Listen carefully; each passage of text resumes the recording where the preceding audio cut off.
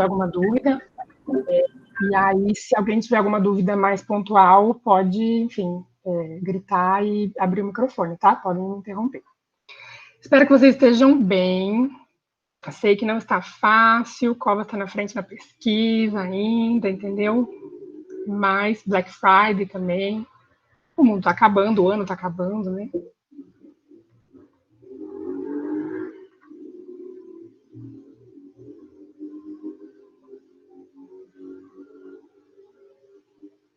Tá, acho que...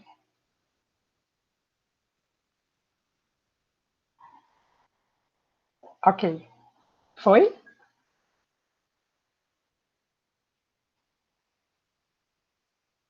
Sim, dá para ver. Beleza.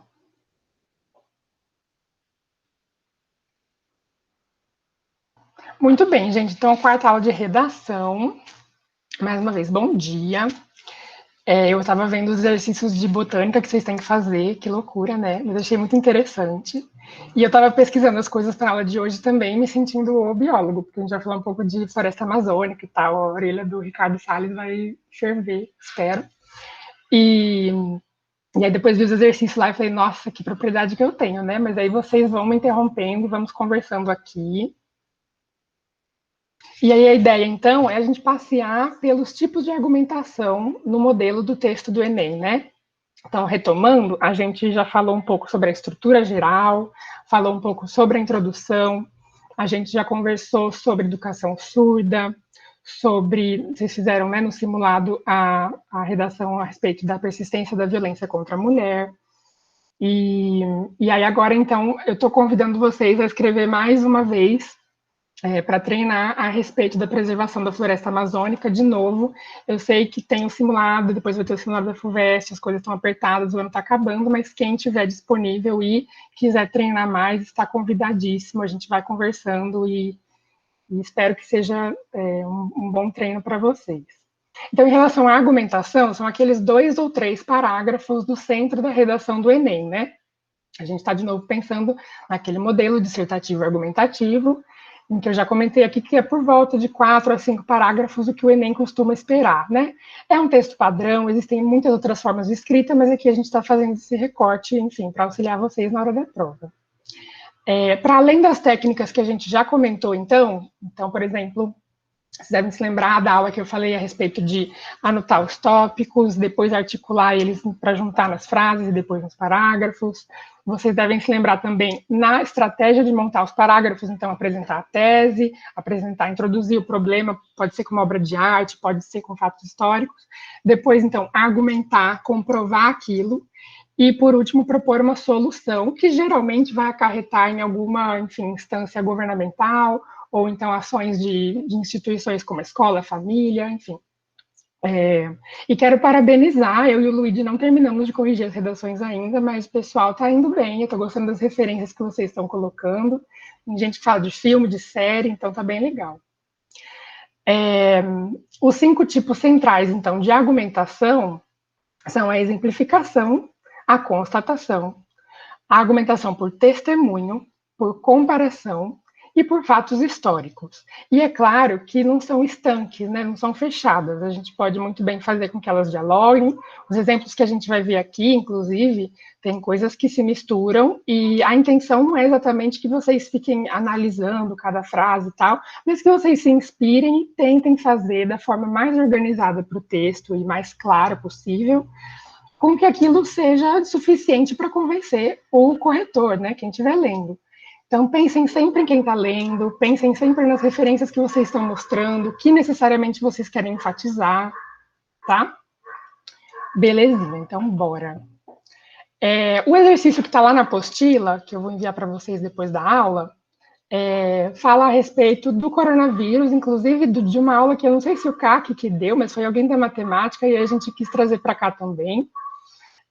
Então, ainda não estamos no tema da floresta amazônica, mas aqui a ideia é apresentar esse uso de dados estatísticos, né? Tem muitas formas de fazer isso, e isso vai deixar o texto muito mais rico e interessante.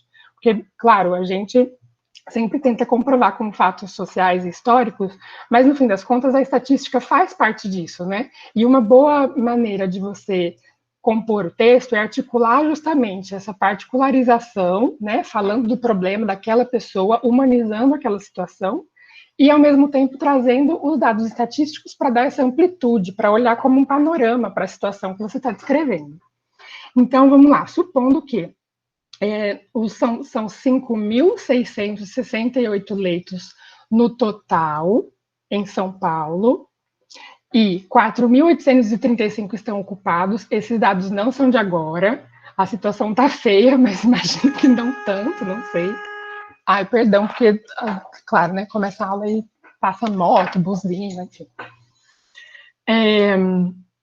Mas, em todo caso, uma primeira análise que a gente pode fazer, e que está lá na apostila também, para vocês seguirem raciocínio, é que, claramente, a maioria dos leitos está ocupado, né?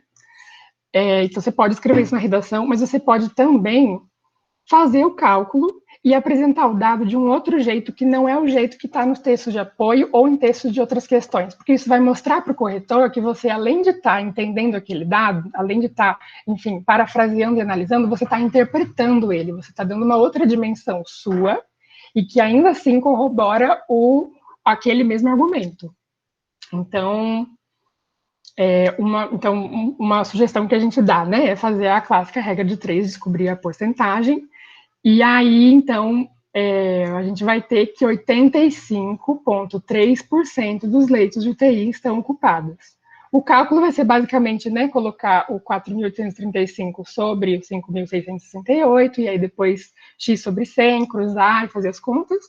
Mas vocês podem, então, por exemplo, tanto calcular dessa forma e colocar que 85,3% dos leitos estão ocupados, é um dado alarmante, né? Seria um bom argumento para dizer que talvez fosse necessária a construção e a ativação de mais hospitais. Ou também que 14,7%, né, a outra parte dos leitos está livre. Claro que tudo depende de como você, do que exatamente você está querendo defender e do que você acha que é mais importante, de novo, enfatizar para quem estiver lendo, né? E aí outros exercícios como esse estão na apostila. Então, a argumentação por constatação é muito forte, a apresentação de dados estatísticos é muito legal, e fica a dica aqui para, caso, de novo, se tiver no texto de apoio ou em algum texto de outras questões, que a gente já falou, de abrir a prova, ver a redação, texto de apoio, e pensando sobre e fazer as outras questões, né? E aí, nas outras questões, pode ser que apareça alguma referência ou algum outro texto que diga respeito àquele tema, né? E aí você vai, então, calculando e fazendo, se organizando da forma que você achar mais conveniente para apresentar esses dados no seu texto. Belezinha. E aí o próximo, então, é a argumentação por exemplificação. Nesse parágrafo, a gente tem vários exemplos de outras argumentações, mas aqui a gente vai focar, então, na exemplificação, que também é forte pelo fator contrário. Enquanto na constatação a gente generalizou, a gente mostrou, olha como esse problema acontece várias vezes, não é uma questão única, né? Não é uma questão solta, avulsa. A exemplificação, a gente vai contextualizar de outra forma, a gente vai particularizar, vai tornar aquilo único, né? Falar, olha aqui, olha esse caso específico, olha como isso é um problema por causa disso, disso, disso. E aí, alguém gostaria de ler esse parágrafo? Ou, se quiser, eu leio também. Alguém? Não? Eu posso ler. Pode ler, por favor? Ali embaixo é das usinas, porque não estou conseguindo tirar esse escrito, mas pode ler, então, por favor. Embaixo é o quê? O funcionamento das usinas, porque eu não sei se dá para enxergar. Ah, não dá não. Deixa eu começar aqui. A importância ecológica da Amazônia para o Brasil e para o mundo é reconhecida por todos, leigos ou especialistas. Fauna e flora locais contêm espécies tão diversificadas quanto raras. Elementos fundamentais em um sistema que, afetado, tem como consequência direta o desequilíbrio do ciclo hidrológico de uma região de milhares de quilômetros e milhões de seres humanos. Sem dúvida, a manutenção de importantes atividades econômicas, como o agronegócio e a geração de energia hidrelétrica, só será possível se a floresta for mais respeitada, já que as alterações num período de precipitações prejudicam as plantações de soja e cana-de-açúcar presentes no local, além de alterarem o funcionamento e não dá para ver mais. Obrigado. Além de alterarem o funcionamento das usinas. Mas beleza. Esse trecho, realmente, as palavras que a pessoa escolheu para usar são muito longas, né? Realmente não é um trecho tão fácil assim de ler. As frases também são longas. A gente já falou aqui a respeito de frases mais curtas, mais objetivas, e frases mais longas que, nesse caso, de novo, como querem exemplificar, acabam trazendo muita informação para a mesma frase. Às vezes pode ser um problema, realmente, para ler não é tão simples assim. Mas, ao mesmo tempo, a riqueza de linguagem mesmo que a pessoa usou faz com que o texto ganhe uma dimensão interessante, né? Então, para a gente olhar aqui com calma, esse trecho, principalmente da segunda parte, né? Inclusive, poderia ser 2 parágrafos diferentes. Sem dúvida, a manutenção de importantes atividades econômicas como o agronegócio e a geração de energia hidrelétrica só será possível se a floresta for mais respeitada, etc. Então, percebam que, para o argumento da pessoa, independentemente se a gente concorda ou não, ela está exemplificando com o agronegócio e a geração de energia hidrelétrica como essa floresta deve ser tratada, né? E aí a gente já vai entrar na discussão de que as coisas não são tão simples assim, e a pessoa também poderia elaborar mais um parágrafo desenvolvendo isso, mas o importante é a gente perceber que ela está exemplificando a forma como a economia se relaciona com a fauna e a flora da Amazônia, né? Outro trecho também que a gente pode reconhecer como exemplificação, estou falando da fauna e da flora, e aí especificando que elas contêm espécies tão diversificadas quanto raras, elementos fundamentais no sistema que é afetado, tem como consequência direta desequilíbrio. Não. Então, ela está mostrando, além dessa exemplificação, que uma possível relação de causa e efeito está acontecendo ali, e que pela causa ter um problema, o efeito também vai ter. De novo, a gente pode não concordar, mas é um argumento, enfim, que a gente deve considerar, porque a pessoa conseguiu articular as formas diferentes de lidar com tanto a economia quanto a preservação do ambiente. Muito bem. Agora, por um outro lado, que eu vou dizer que eu acho que eu concordo mais, a gente tem a argumentação por comparação. E aí, a chave é a expressão como, né? E a questão, enfim, histórica também perpassa esse exemplo que a gente vai ver. Mais uma vez, alguém gostaria de ler? Acho que eu posso ler esse, né? Eu ia ler, mas tudo bem. Pode ler, claro, fique à vontade, muito obrigada. Tá. Depois da exploração das drogas do sertão, o Brasil vive 2 ciclos de exploração das seringueiras na Amazônia. No primeiro, entre 1879 e 1912, a política predominante é a de exportação para a Europa e os Estados Unidos, já que o Brasil ainda não consegue manufaturar ou transformar no setor secundário a matéria-prima em mercadoria. Para o efeito de comparação, a França tinha acabado de descobrir como transformar o látex em borracha, elástica, etc. Na mesma época,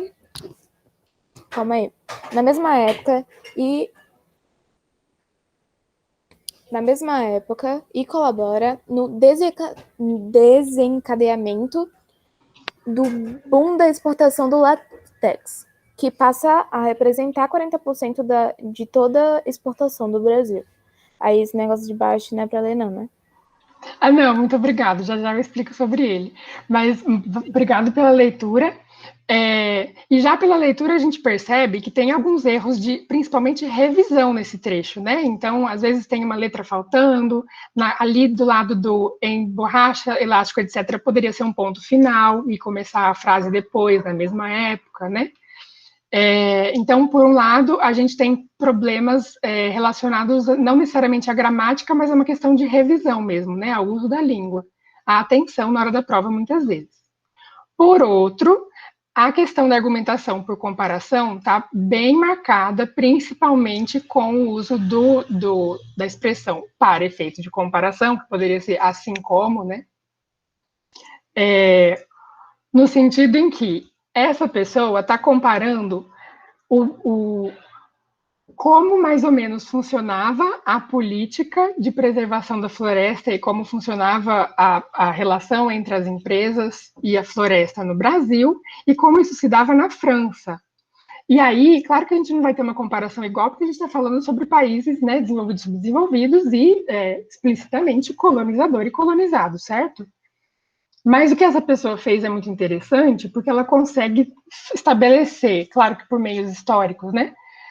Mas a comparação é entre esses dois países que estavam relacionados nessa época. Então a gente consegue entender, mesmo com um erro ou outro, que o Brasil não conseguia manufaturar ou transformar, porque ele não tinha o desenvolvimento necessário, porque ele não tinha acúmulo de bens e tudo mais, necessário para enriquecer e fazer com que o setor secundário funcionasse, em uma mesma época na qual a França já tinha. E aí o que acabou acontecendo é o Brasil se viu obrigado, e aí eu já explico a parte de baixo, que é o que tem, né, a causa direta, a vender todos os recursos naturais, ou a maioria deles, para países já desenvolvidos, como a França, e que acabaram, enfim, por enriquecer por meio da matéria-prima daqui.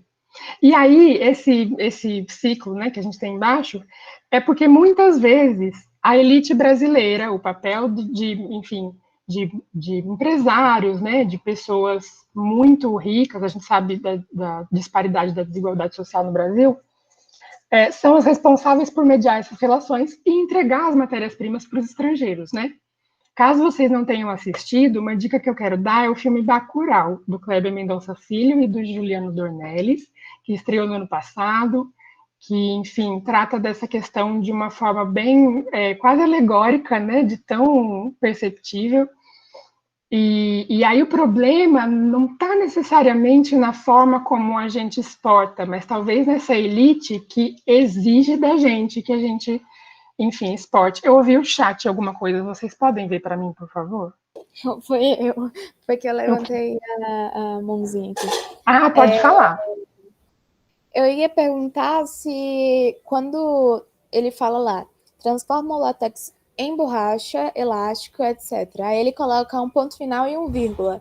Tipo, isso pode acontecer mesmo ou, tipo, tá errado?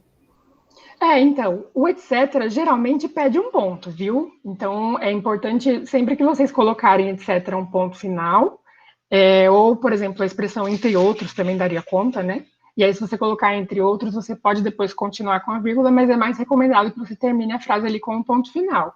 Então, sim, foi uma desatenção mesmo e foi bem observado, porque, de novo, como eu disse, poderia muito bem ser uma frase que terminasse ali, sem essa vírgula, e aí com letra maiúscula na mesma época, etc.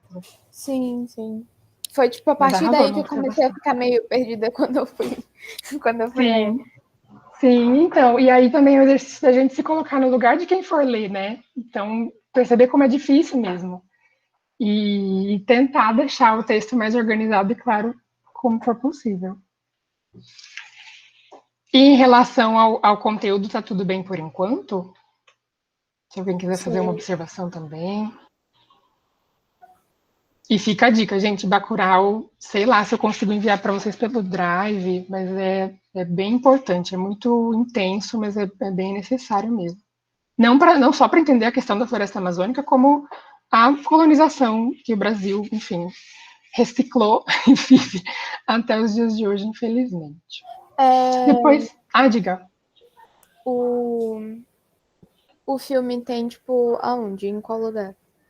Então, eu acho que no momento, eu não sei como vocês se relacionam com o serviço de streaming, eu, né, não vai dar para pagar tudo, eu só tenho Netflix e olho lá, mas eu acho que está no Telecine Play, e se não me engano, a Globo vai fazer uma exibição em breve. Eu posso avisar vocês pelo WhatsApp. A Globo vai fazer na segunda-feira. Olha só. Na segunda-feira à noite. Então bora. É tela quente, né? Segunda-noite? Sim, eu acho. Nossa, mas obrigado pela dica, olha só. Então foi o timing certo. Então quem puder, já pode pensar em incluir na redação também. Depois a gente tem a argumentação por testemunho, e eu estou tentando traçar com vocês questões, enfim, positivas e negativas para ambos, não porque eu quero fazer com que vocês fiquem paralisados e não usem nenhum, pelo contrário, eu quero que vocês consigam pensar no que necessariamente é mais interessante para aquele texto que vocês estiverem escrevendo, né? E o por testemunho é muito bom, porque, de novo, particulariza uma situação, e, ao mesmo tempo, a gente tem que tomar muito cuidado, porque a gente precisa dar uma referência para o corretor que a gente explique minimamente, né, que a gente contextualize, e que a gente também não exponha de forma muito particular. Porque, por exemplo, se eu falar de acordo com o meu tio, né, inclusive um péssimo exemplo, se eu citar alguma coisa de acordo com o meu tio, eu não passo em redação nenhuma. Mas se a gente for citar uma pessoa, enfim, do nosso contexto, não vai fazer muito sentido, porque a gente precisa, de novo, estabelecer uma intermediação, né, entre o objeto que a gente está citando e a pessoa que estiver lendo. Ela precisa mais ou menos saber do que se trata. Então, de novo, prezar pela objetividade, não colocar os verbos na primeira pessoa, né? Mas acho que isso vocês já estão fazendo muito bem. Enfim. Eu tenho outra pergunta, mas, tipo assim, nas provas, quando a gente vai fazer a redação, a gente não sabe o tema. Só tem, tipo, alguns, sendo que a gente não sabe exatamente qual é o tema. Uhum. E se for um tema que, tipo, por exemplo, é um tema que eu nunca, tipo, pesquisei na vida e nem nada do tipo, como que eu vou ter uma boa... Eu vou ter que saber, tipo, só fazer uma boa introdução, desenvolvimento e conclusão para conseguir, tipo, uma nota legal, uma nota, tipo, boa. Mas, tipo assim, e em questão desses dados, que é tão importante, como que a gente pode fazer? Gente, então, meu sonho era ter uma resposta para essa pergunta, inclusive, excelente pergunta. Mas, assim, o que eu posso dizer para vocês, duas coisas, né? A primeira é, antes da prova, agora, é sempre bom a gente se munir de repertório. Então, é por isso que eu vou enviar depois as referências que o Luigi mandou, eu estou recomendando o Bacurau, tento recomendar, né, em umas outras aulas de intolerância, por exemplo, eu recomendei o clipe da Xênia França, falei um pouco sobre o quadro da Tarsila. Então, é por isso que é tão importante a gente ter um repertório que, embora não seja sobre um assunto específico, a gente consiga transitar pelo texto, né, com essas referências. Mas, realmente, não tem como a gente saber o tema. E eu acho que, caso seja uma coisa muito fora do nosso contexto, a chave é usar os textos de apoio. Então, de novo, acho que é por isso também que é tão importante a gente ter um preparo, um treino mesmo, em como articular as frases, porque justamente se for um tema que a gente não tem tanto domínio, já vai ser mais difícil, né? Então, que pelo menos as técnicas a gente tenha, mas que aí quando chegar lá a gente vai tentar articular essas técnicas com os textos de apoio e com o que a prova dá, porque realmente não tem, é muito difícil isso, porque, claro, chega a ser muito injusto, né? A gente pode estudar muito a respeito de um tema, chega lá, cai outro completamente sem conexão. E aí eu fico pensando no ano, acho que passado ou retrasado, que foi a respeito da democratização do cinema, né? Poxa, e quem não tem acesso ao cinema? E quem, né? É muito legal o tema, acho que, enfim, teriam outros para serem abordados, mas a questão nem é essa aqui. A questão é que se aquilo está fora do cotidiano da pessoa, como que ela pode opinar sobre? Então é uma questão que se coloca mesmo. Acho que é uma das muitas críticas que a gente tem ao sistema de vestibular e ao Enem, mas eu acho que fazer o que é possível, sabe? Realmente, assim, sair, ler, tem meia hora na semana, ver uma série do Netflix, sabe? Tem sei lá, entrar no YouTube, ver alguma coisa. Então, ler, nem que seja um artigo, uma crônica, né? Na internet mesmo. Mas sim, é uma questão bem complexa essa, gente.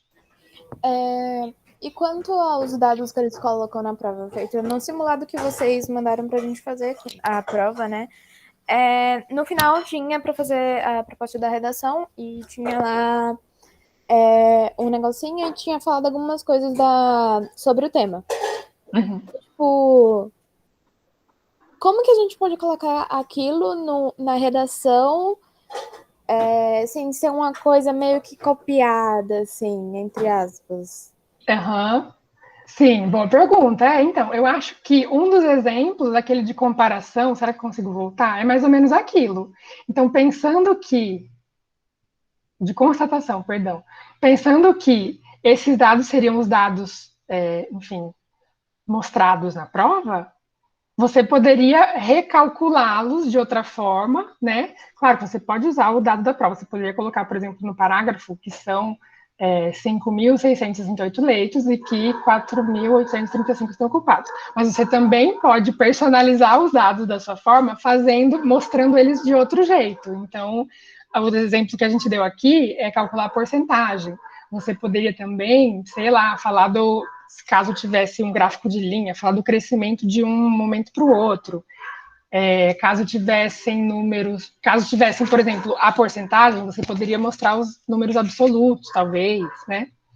Então, transitar de novo entre as possibilidades que o texto de apoio dá e, assim, em último caso, não é o mais recomendado, mas em último caso, você pode citar diretamente, colocando entre aspas e fazendo segundo texto tal, e aí coloca, né? Nesses casos, caso você vá citar, é interessante que seja no máximo 2 ou 3 linhas, né? De novo, para não parecer que é um plágio, como você colocou. Mas eu acho que os textos de apoio são, de novo, uma chave bem importante, tem que usar sim. E aí personalizar o jeito de usar o dado é uma coisa muito sua, na hora, né? Mas eu penso que essas dicas de refazer as contas ou de colocar entre aspas a fala de algum pensador ou de alguém importante que esteja lá, algum argumento de autoridade, né? Pode ajudar, com certeza. Inclusive, teve gente que fez isso na redação de persistência da violência contra a mulher e ficou bem bom. Beleza? Então, gente, aí é por testemunho. Então, o exemplo é um exemplo bem breve esse. Vai dizer, então, que os grupos indígenas, como os Jamamadi, não sei se é assim que fala, perdão, relatam terem sido cada vez mais ameaçados por grandes corporações para que deixem suas moradias e relatam uma enorme dificuldade em proteger seu povo, que atualmente totalizam cerca de 200 pessoas na região entre o Acre e o Amazonas. Então, ainda que seja, né, a gente tem aí os dados absolutos, e aí, nesse caso, eles foram retirados dessa fonte que está aí embaixo, a gente, claro, não vai colocar a fonte na prova, né, mas só para vocês, enfim, se situarem. São pessoas que estão resistindo, né, e aí, nesse caso, a gente está falando de um testemunho de um grupo, de novo, de resistência, que está lá há muito tempo, tradicional, e aí por isso o testemunho faz sentido. Mas esse exemplo que você tinha comentado, eu acho que é muito bom também de usar o argumento de autoridade. Então, caso tenha algum filósofo, algum sociólogo, que a gente não necessariamente lembre de cabeça, né? É super difícil citar diretamente, acho que talvez nem venha ao caso, mas dar o argumento por testemunho de uma autoridade é muito bom para o texto, muito mesmo. Então, citar assim, Durkheim, Marx, Freud, com certeza vai elevar muito a dimensão do seu texto e vai ser um bom argumento, né? São pessoas que tinham muito, muito a dizer há muito tempo e coisas que ainda são muito válidas, cada vez mais, inclusive. Então, seja por testemunho, enfim, de um grupo social ou de uma autoridade, esse pode ser um argumento muito forte para o seu texto. Por fatos históricos, a gente já viu, na verdade, naquele de comparação também tinha fatos históricos, mas aqui também eu quero enfatizar o uso do conectivo historicamente. Esse também eu vou ler mais curtinho. E aí depois eu quero fazer algumas colocações com vocês a respeito dos conectivos e mostrar as competências do Enem, né? Como que funciona a correção também. Beleza, então o processo de apropriação e destruição da Amazônia ocorre desde a invasão portuguesa no Brasil.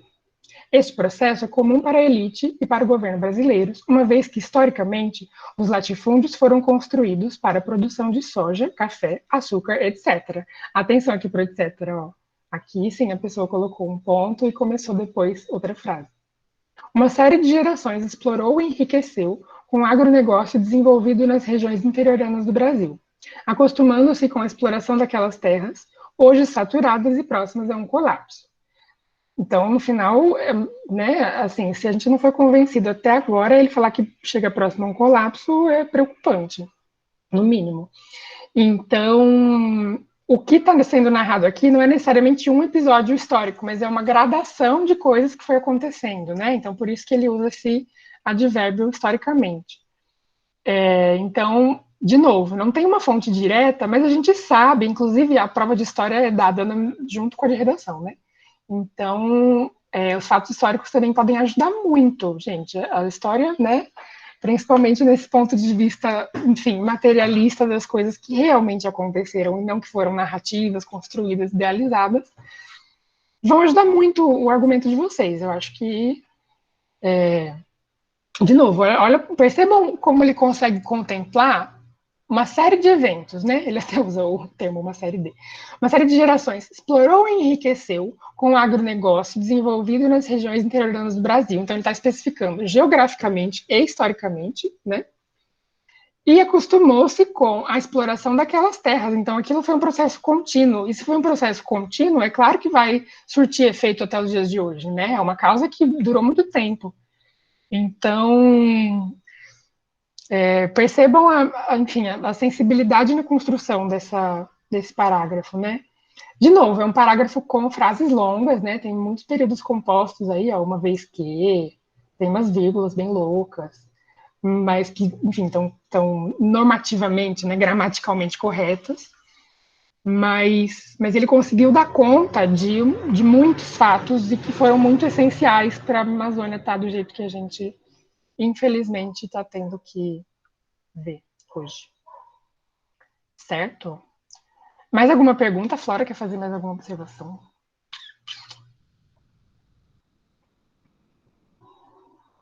Não. Beleza. Então, em uma outra dimensão ainda, a respeito da preservação da floresta amazônica, e dessa vez um pouco mais, enfim, científica, né, entre aspas, vai falar em relação à pesquisa, né, a importância daquele espaço ser preservado, pesquisado, e, enfim, que isso sirva de conhecimento da população, porque a população precisa conhecer o que é dela, né, para, enfim, proteger e preservar da melhor forma. Quer ler esse parágrafo, Flora? Sim, tá muito Oba, barulho? obrigada. Não, beleza, eu estou indo bem. Tá. Os cientistas acreditam que menos de 0,5% das espécies da flora foram detalhadamente estudadas quanto ao seu potencial medicinal. Ao mesmo tempo em que o bioma Amazônia está acolhendo lentamente em tamanho. A riqueza da vida silvestre de suas florestas também se reduz, bem como o uso potencial das plantas e animais que ainda não foram descobertos. Certo, muito obrigado. Então, se não foi suficiente para a pessoa que está lendo entender que todos aqueles fatos históricos e comparações e constatações estão prejudicando, estão fazendo com que as queimadas na Amazônia, enfim, tripliquem, o Ricardo Salles não faz nada, ainda tem a dimensão de pesquisa, né? Ainda, não faz nada não, né? Ele faz muita coisa, inclusive ele que enfim, colabora, mas não vem ao caso agora. É que eu penso nesse assunto, já me desce assim, eu não sei como é possível, né? Enfim. Mas os cientistas, então, acreditarem que menos de 0,5% das espécies, 0,5% é muito pouco, gente, da flora foram detalhadamente estudadas quanto ao seu potencial medicinal. Então, olha quanta coisa a gente poderia aprender com a Amazônia, sabe? Ainda tem isso, além de ser melhor, enfim, para a respiração, para o bem-estar do ecossistema, né, para o funcionamento da natureza, ainda por cima, para nós humanos, se a gente quiser pensar nessa maneira egoísta, mas, enfim, válida, ainda dá para pensar enfim, necessária seria a pesquisa e o estudo dessa área, né? Até para o bem-estar nosso também, né? E aí tem a fonte embaixo, de novo aqui, a minha revolta total, que eu imagino que vocês compartilhem, né? O presidente do IBAMA disse que o órgão tem déficit, né? Então, decaiu 19 milhões e contratos sem pagamentos há 3 meses. Então, realmente, de novo, né? Aquele projeto, um projeto da elite brasileira, enfim, das corporações, e agora, mais do que nunca, aliadas ao governo, fazem com que a economia, né? A produção de capital prevaleça. e esteja nessas condições. Do lado a gente tem uma foto aí de Brumadinho também, vocês devem se lembrar do que aconteceu em 2015, 16, não lembro mais. Mas o rompimento da barragem, né, a questão da Vale, a Vale foi privatizada. Então, uma série de coisas que quando a gente, né, ao se deparar com aqueles textos de apoio, a gente, ainda que não tenha muito domínio, a gente pode tentar conectar o que a gente sabe àquilo. Então, se o texto vai falar de algum acontecimento dos anos 90, a gente vai falar, pera, o que aconteceu nos anos 90? Acho que tinha o Collor, acho que tinha o FHC no final, sabe? A gente vai conectando aquilo, pensando, poxa, mas como que a mulher vivia nos anos 90? Não sei se era, não sei se a sociedade era, enfim, muito bacana, né, com elas ainda naquela época. Então, tentar fazer essas pontes, né, essas conexões, que podem não ficar muito claras à primeira vista, mas que quando a gente olha para os textos de apoio para a prova de uma forma mais preparada, a gente fala, não, pera, eu posso não dominar isso aqui, eu posso, sei lá, no caso, nunca ter ido ao cinema, mas eu posso pensar que o cinema foi criado mais ou menos na virada do século XIX para o XX. Eu sei o que aconteceu no século XIX para o XX, sabe? Então, fazer esse tipo de associação. Então, e claro, falar a respeito de pesquisa, da importância científica, né? É muito importante. E aí, não só na redação do Enem, como na vida, né? A gente super, enfim, defender que o estudo, né? A gente está aqui para isso, a gente está aqui num sábado. Eu admiro muito vocês, inclusive, por isso, estudando e querendo continuar estudando, né? Vocês estão estudando para continuar estudando em uma universidade pública. E aí eu acho isso muito bonito. Eu acho que isso é, enfim, o que deveria mover a maior parte das pessoas, né? Esse sentimento de solidariedade, de pesquisa, de unir, de tentar entender como funciona o mundo. Enfim, então façamos a nossa parte. Acho que estamos arrasando. É bem modesto, né? Perdão. Ah, eu tenho uma pergunta. Diga. Sobre o final, que, tipo assim, a gente tem que ter uma conclusão, sendo que a gente tem que apresentar, tipo, uma... Ai, como é o nome daquilo? Proposta? Isso, Uma solução? sim, uma solução. Sendo que, tipo, todo mundo já sabe mais ou menos qual é a solução. Não vai ficar uma coisa muito, tipo... Como se chama aquele negócio? Tipo assim, uma coisa que todo mundo já sabe. Um padrão? Vai ficar tipo um padrão e todo mundo já sabe o que é. Então, o que você pode escrever na redação, outra pessoa também pode escrever. E isso pode fazer com que você não tenha, tipo, mais pontos por causa que vão pensar, nossa, não sei o quê. Tipo, sei lá, vai que ele olhou para o outro, fez a mesma coisa, não sei. Desse tipo de coisa, por causa que quando a gente fala sobre Amazônia, assim, essas coisas do tipo, a gente tem, a maioria das pessoas tem um pensamento bem, tipo, igual, assim, porque a gente já sabe o que tá acontecendo e sabe o que vai acontecer se, tipo, continuar. Então, tipo assim, como que a gente pode dar, tipo, uma proposta legal e que seja, tipo, que a pessoa leia e fala, tipo, eu não vi por esse lado. Tipo, tem várias outras formas, sendo que essa aí é diferente. Pode, tipo, dar certo, pode dar errado. Você não tem que dar certo, né? Sim. No fim das contas, eu estou especificando muito aqui, Luíde também, a redação do Enem. E sim, trata-se de um padrão. Então, eu sinto muito em dizer isso, mas existe algo esperado de todo mundo. A mesma coisa, né? Então, o que eu acho, o ponto no que eu acho que a gente pode se destacar mais, talvez seja no uso da língua. Então, é por isso que eu estou mostrando possibilidades de argumentação. A gente também falou de possibilidades de introdução na segunda aula, né, há duas atrás. E aí fica parecido, mas talvez a forma como você construa a frase não, e isso vai dizer muito a respeito do seu pensamento sobre o assunto. Eu sei que são coisas muito sutis, são coisas muito que parecem muito pequenas, mas que elas são importantes para o texto. Então, você, por exemplo, passar o texto inteiro, deixa eu ver, uma coisa que eu fazia muito, culpando a mesma instância, então falava, porque a escola não ensina isso, porque a escola não ensina isso, porque a escola não ensina isso. O texto inteiro vai fazer com que você, aos olhos do corretor, pareça limitado, né? Porque aí parece que você está sempre reclamando da mesma instituição e culpando todas as coisas em uma só.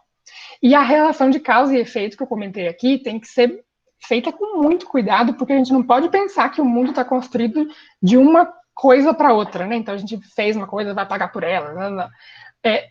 Seria mais interessante que o texto mostrasse que o mundo é mais complexo que isso, né? São mais dimensões, são mais teias e são mais relações amalgamadas, assim, que causam os problemas que as propostas das redações sugerem.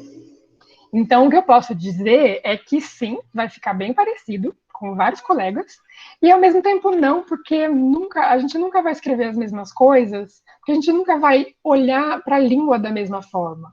Então, eu acho que é importante ter em mente, de novo, essa amplitude, essas possibilidades todas, e ao mesmo tempo você se organizar e pensar, tá, eu não domino muito desse assunto, então vamos focar nesse. Mas, de novo, tentando mostrar para o corretor e tentando até se organizar de modo que não fique repetitivo o tempo todo, né?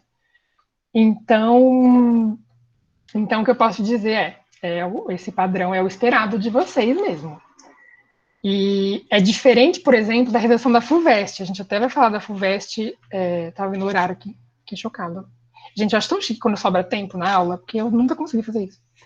Enfim, mas eu acho que o que a FUVEST propõe é uma coisa mais filosófica, mais até, enfim, existencial, epistemológica, que exige um pensamento mais panorâmico diante das coisas, né? O Enem quer que você solucione aquilo, então, normalmente vai, sim, acabar em sugestões para a escola, para o governo, para a família, para a conversa, para, né? E é o que é esperado, viu? Então, é seguro ir por esse caminho. E também tem muita gente que zera por fugir do assunto, por conta dos direitos humanos. Então, não se preocupe em parecer uma coisa totalmente padronizada, porque vai ter gente que vai fugir do padrão de uma forma muito negativa, assim, de uma forma quase, né, sei lá, arrogante. Então, calma, tá tudo bem, tá? Acho que a gente, enfim, tendo esse tipo de conversa, já vai ficar mais calmo para quando os textos de apoio chegarem, a gente tiver que se preparar, tá bom? Ó, vocês querem tirar print desse... Eu não sei se fica bom para tirar print, mas para quem tiver no celular, né? Para quem tiver no computador também pode tirar um print screen, não vai dar tempo de eu comentar os conectivos, mas fica aqui a sugestão de vocês usarem palavras como estas. Os que têm 3 pontos, né, reticências aí, é para colocar alguma outra parte do texto entre elas, né? Então, percebam de comparação, como a gente tinha visto lá também para efeitos de comparação, vírgula, nananana. O conformidade é importante para caso vocês queiram citar alguma coisa, citar algum argumento de autoridade, né? Então, conforme Walter Benjamin em seu texto, blá, blá, blá, tá? Aí é isso. Nossa, pensei em falar tantas coisas, não era tempo. Mas faz parte, né? Mas, gente, continuem mandando as dúvidas de vocês, tá? Por favor. A gente vai conversando durante a semana. As competências, então, da correção, eu quero destacar a questão da gramática. Ó, a competência 1, ela, com palavras chiques, ela está dizendo gramática. Tá querendo que você use crase no lugar certo, vírgula, tome muito cuidado com vírgula. Isso nas redações de vocês também tenham reparado. Vocês constroem, isso é muito louco, orações subordinadas muito bem, com que, e orações coordenadas, aquelas com vírgula, de uma forma um pouco mais desmontada, assim. Então, não separem o sujeito do verbo por vírgula, tá? Quando vocês forem numerar coisas, coloquem vírgula, por favor. De novo, para organizar o texto, né? Sempre pensando no significado. A vírgula está lá para ajudar a gente a conectar as ideias. E as próximas competências eu posso comentar na aula que vem também, né? Então é isto.